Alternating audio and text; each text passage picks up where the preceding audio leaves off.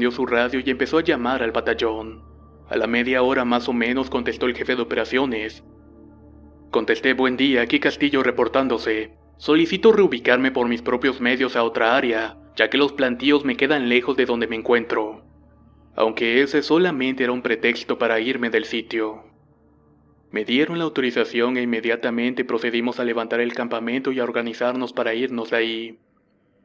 Yo estaba inquieto e impaciente de lo que vi porque no sabía si era real o no, por lo que le dije a un cabo que reuniera su escuadra. Ya que reunió su escuadra, nos fuimos con dirección al panteón a donde habíamos visto a los perros. Ya era de día y de hecho de los pocos días en los que había salido el sol a todo lo que daba. Se veía hermoso el paisaje en la sierra y al llegar a las orillas del panteón le dije al cabo: vamos a dar una vuelta y a ver qué vemos. Recorrimos el panteón y notamos que tenía un aspecto de total abandono. En eso vi que un soldado se agachó y recogió algo. El cabo le gritó que dejara eso y que mejor no lo tocara. Así que fui deprisa a ver lo que había recogido y al ver lo que estaba en el suelo era como si me hubiera caído un bloque de hielo en la espalda. Ahí estaba la cartera del subteniente Leocadio. Nos retiramos rápidamente del lugar preguntándonos cómo había llegado ahí. Cabe mencionar que donde se accidentaron a donde estábamos nosotros eran aproximadamente un día y medio de camino en vehículo. No había explicación lógica de por qué nos estábamos encontrando la cartera en el panteón. Llegué al campamento y ya estaba lista la gente, por lo que le ordené a los sargentos que comenzáramos a avanzar hacia las nuevas coordenadas que les di. En el camino nos encontramos un camión que vendía frutas y verduras que se encontraba atascado. El conductor pidió nuestro apoyo y nosotros gustosamente le ayudamos entre todos a sacar el camión. Dicho conductor era de aspecto indígena y muy amablemente nos preguntó: ¿de dónde vienen, señores? Le contesté que veníamos del pueblito que estaba atrás de aquel cerro. Él se quedó un poco pensativo y me comentó: ¿y a poco no les hicieron daño? ¿Cómo que daño?, le respondí. Es que en ese pueblo hay mucha brujería, por eso casi nadie viene para estos lugares más que los que siembran hierba mala. Tengan mucho cuidado. La gente que ha venido aquí siempre lleva algo malo con ellos. Mi mente seguía dando vueltas tratando de unir los cabos de lo que estaba sucediendo. Cuando de pronto sentí que ya estábamos llegando al punto de reunión donde nos íbamos a establecer. Pasaron 3 meses desde aquella situación y para muchos de nosotros ya lo empezábamos a superar. Cierta noche reuní a toda mi sección. Estábamos alrededor de la fogata y hacía mucho frío. Todos tomábamos café con galletas de animalitos ya que no había más en el campamento. La noche iba normal hasta que a lo lejos alcanzamos a escuchar un gruñido. Pensamos que tal vez se trataba de algún animal, ya que por la zona se alcanzaba a escuchar de la existencia de una supuesta onza real. Le dije al personal que tuviera cuidado a la hora que les tocara su turno de hacer guardia. Nos fuimos a dormir y prendí mi radio para escuchar las noticias nocturnas, que apenas podía sintonizar en la frecuencia AM. Y de un momento a otro me quedé dormido. Al día siguiente la hora de levantarnos era las 6 AM, pero me di cuenta que realmente eran las 9 de la mañana. Me paré enojado y listo para regañar al cabo de turno porque no se había levantado como era la consigna.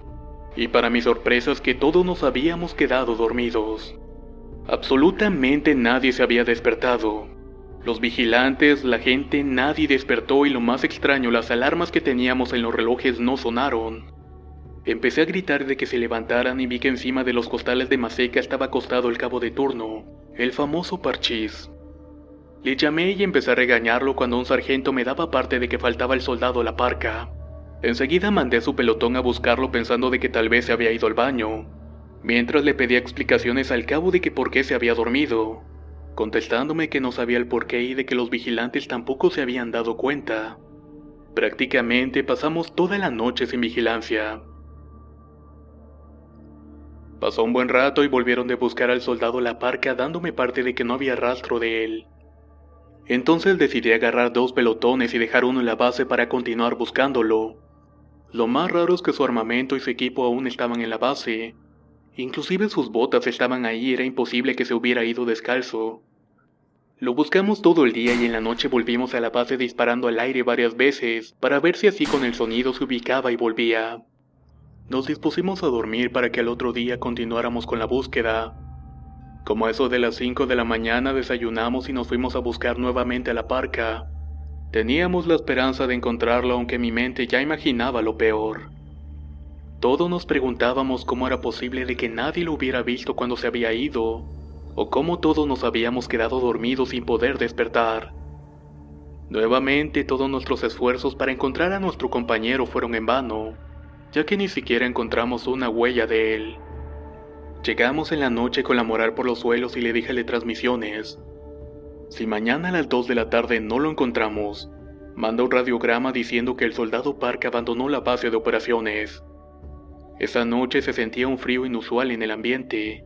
No sé si por la preocupación o por el miedo que volvía a tocar nuestros pensamientos. Entré a mi casa de campaña y me metí a mi sleeping y comencé a rezar que donde quiera que estuviera la parca se encontrara bien. Pasaron las horas y no podía dormir, por lo que me salí de la casa de campaña y fui a la fogata donde se encontraba el cabo de turno. Le pedí que me pusiera un poco de agua para el café. Él me dijo que ya estaba preparado porque nadie lo había tomado, así que me serví un poco y prendí un cigarrillo.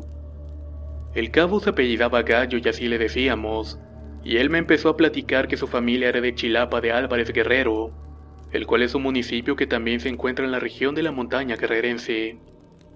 Ahí se hablaba mucho de historias de nahuales, encantos y brujería, que así era la gente de esa región, y así estuvimos platicando por espacio de 2 horas aproximadamente hasta que le dije: bueno, Gallo, me voy a dormir y estamos al pendiente.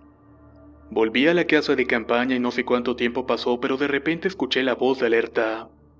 Dije: alto, alto, disparo. Salí y le pregunté al cabo en turno que qué ocurría y quién andaba en la maleza, así que tomé mi arma y junto con 2 soldados más fuimos a ver qué estaba haciendo ese ruido. Mientras tanto el personal ya estaba implementando el plan de defensa.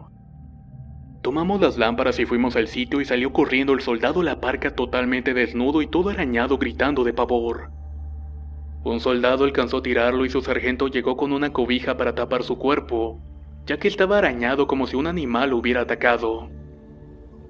Había escuchado muchas veces historias y relatos de terror, pero de alguna manera jamás los creía del todo. Era un tanto escéptico en esas creencias y hasta ciertos momentos las tachaba de relatos irreales o inventados. Pero eso desaparecería con los hechos que les estoy contando. Yo estaba ahí viviendo y viendo en carne propia junto con mi sección todos esos hechos, que me atrevería a decir que eran sobrenaturales, ilógicos e inexplicables. Por fin pudimos tranquilizar al soldado La Parca y un elemento de sanidad le inyectó un diazepam y causó efecto en unos 15 minutos. Reuní a mis sargentos, de los cuales 2 habían estado desde el accidente del subteniente Locadio. Empezamos a platicar desde todo lo que había sucedido desde entonces, opinando cada quien su versión de los hechos. Llegamos a la conclusión de mandar a un elemento a Tlapa de Comonfort para que comparara varias cosas religiosas y así las pudiera llevar a bendecir. Mandamos a un cabo con la encomienda de traer lo que habíamos platicado y al otro día más tranquilo nos reunimos con el soldado La Parca para preguntarle qué era lo que había pasado. El soldado quedó un momento en silencio y con la mirada perdida como viendo algo que no existía comentó: no sé en qué momento desperté y solamente me vi tirado en un lugar que no conocía, y a mi lado se encontraba el subteniente Locadio. Este estaba a espaldas hacia mí y me decía que no me moviera. No le hice caso y salí corriendo, y fue en ese momento que sentí como que algo me tomaba del cuello y me tiraba boca abajo. No podía ver eso, pero sentía que me estaba rasguñando. Era tan fuerte el dolor que sentía que me desmayé y solo alcancé a escuchar que el subteniente Locadio gritó: ya déjalo, ya nos tienes a nosotros. De ahí una voz de una mujer comentó que aún le faltaban más. Después desperté desnudo y estaba en una zanja llena de huesos de animales y listones rojos. A lo lejos alcanzaba a ver la base, así que empecé a correr en esa dirección. Pero por más que corría no llegaba y parecía que no avanzaba nada. Así estaba hasta que de pronto pasó un señor en una mula y me dijo: no corras, hijo, camina, y cuando llegues al pirul que está ahí corre con todas tus fuerzas y no voltees para atrás. Yo sí lo hice, comandante, y la verdad es que no recuerdo nada más. El de sanidad le dijo: voltéate para hacerte las curaciones de los rasguños y heridas que tienes, y al voltearse las heridas ya habían secado como si tuvieran más de una semana. Otra cosa extraña es que nunca probó agua o comida durante esos 2 días, y no presentaba ningún cuadro de deshidratación o hambre. Esperamos hasta la tarde y llegó el cabo con el encargado, así como con 3 botellas de 1 litro de agua bendita. Pusimos las cruces alrededor de la base y en cada casa de campaña también pusimos otras. que él rezaría y le pediría a Dios por nosotros y que en cuanto pudiéramos fuéramos a verlo también. El padre le dijo: «Ten, dáselo a tu comandante», y me entregó un libro de salmos que todavía conservo. Él le dijo que leyera un salmo diario antes de dormir y así lo hicimos. Pasaron 2 meses más o menos y todo permaneció muy tranquilo. El soldado Parca ya había superado aparentemente ese episodio al igual que nosotros y las actividades eran normales. El soldado Parca ya había superado aparentemente ese episodio al igual que nosotros. Las actividades eran normales y todo parecía haber quedado en el pasado. Cuando un día al cabo de transmisiones me habló diciéndome que había llegado un radiograma, el cual pedía que fuéramos a un pueblo llamado Coicoyán de las Flores, todo esto con intención de implementar el plan de N3. Nos preparamos y nos fuimos en esa dirección. Ya en el camino y al ir por una vereda vimos que el soldado La Parca de la nada tiró su mochila y se desvió del camino con dirección desconocida.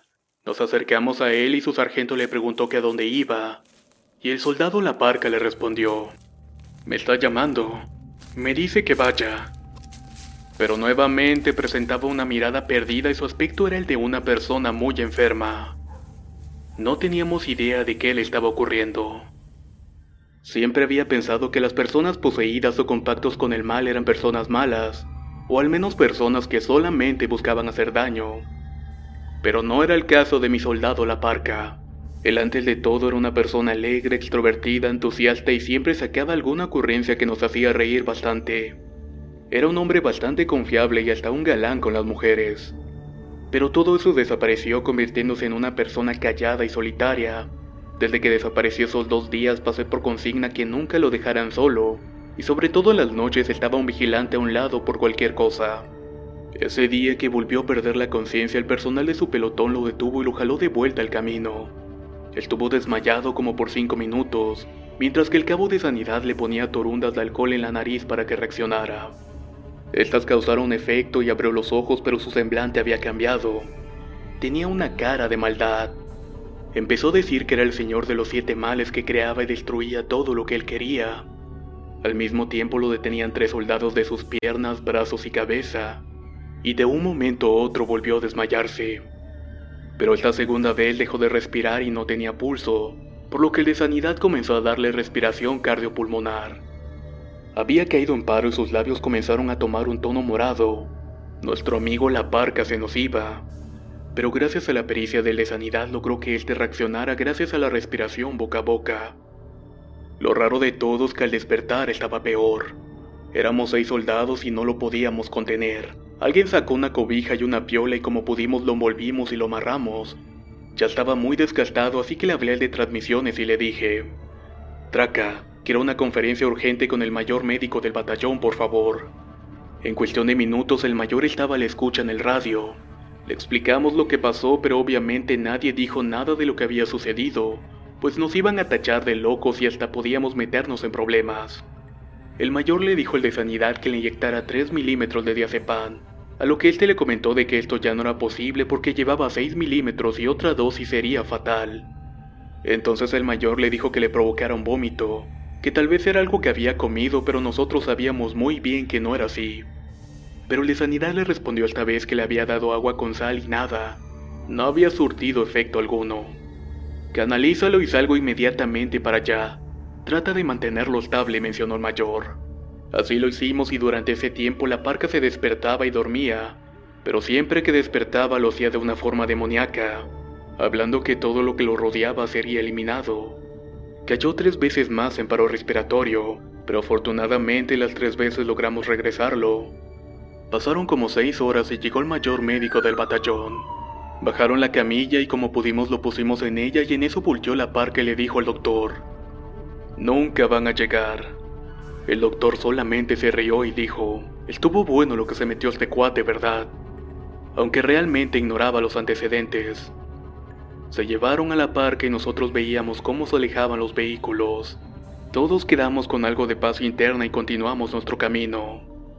Sin embargo, no habían pasado ni 10 minutos cuando el de comunicaciones me dijo: «Comandante, el doctor quiere tener una conferencia con usted». Tomé el radio y dije: «Betancur a la escucha». «Adelante, jefe». «Betancur, necesito que vuelvas al Homer Ambulancia porque este se descompuso». Me vi a la cara con varios compañeros y contesté de que íbamos en camino. Llegamos